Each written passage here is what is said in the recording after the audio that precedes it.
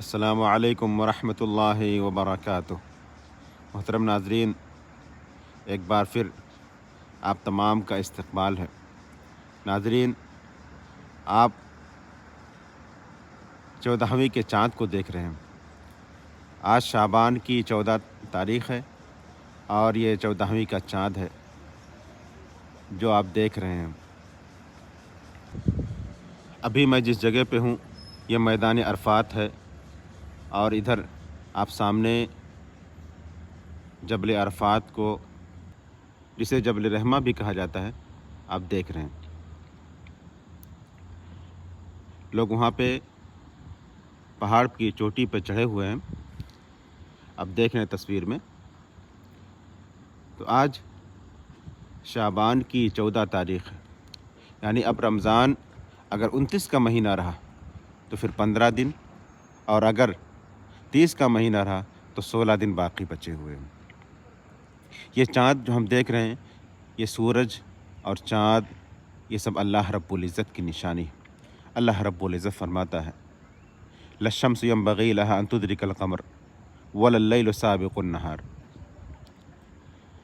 سورج کے لیے ممکن نہیں ہے کہ وہ چاند کو پالے، اور نہ ہی دن اور رات ایک دوسرے سے سبقت کرنے، وَلَا اللَّيْلُ سَابِقُ النَّهَارِ، اور نہ ہی رات دن سے آگے بڑھ جائے۔ تو یہ سب اللہ رب العزت کی نشانیاں ہیں۔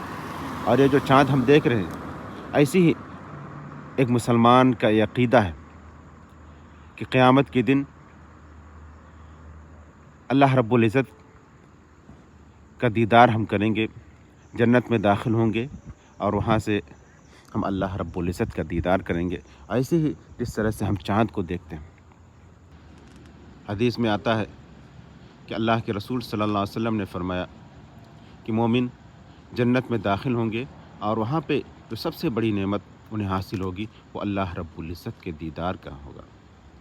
اور اس وقت صحابہ کرام رضوان اللہ علیہم اجمعین نے عرض کیا، اللہ کے رسول صلی اللہ علیہ وسلم کیسے ہم دیکھیں گے؟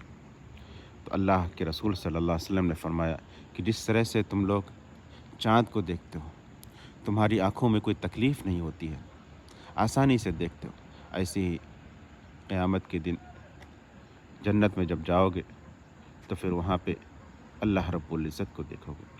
تو ایک مسلمان ہونے کے ناطے ہمارا اس بات پر عقیدہ ہے، اس پر ایمان ہے کہ انشاءاللہ ہم جنت میں جائیں گے اور وہاں پہ اللہ کے رسول صلی اللہ علیہ وسلم کا دیدار کریں گے۔ ایسے ہی اللہ رب العزت کا بھی شرف حاصل ہوگا اور وہ چاند کی شکل میں ہم دیکھیں گے۔ یہ ایک بہت بڑی نعمت ہے جسے ایک مسلمان، ایک مومن کو حاصل ہوگا، مومن کو نصیب ہوگا۔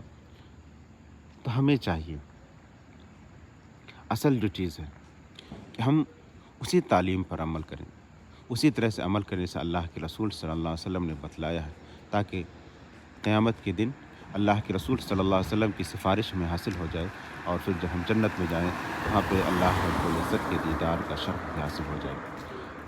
اللہ تعالی ہمیں نیک کام کرنے کی توفیق عطا فرمائے، اور جب تک ہمیں زندہ رکھے، دین اسلام پر زندہ رکھے، اور ہمارے جو مسلمان بھائی پریشان حال ہیں، اللہ رب العزت ان کی پریشانی کو دور فرما۔ اے اللہ، جو بیمار ہیں انہیں تو شفا عطا فرما، اور جب تک ہمیں زندہ رکھے دین اسلام پر زندہ رکھے، اور خاتمہ بالخیر فرما، آمین۔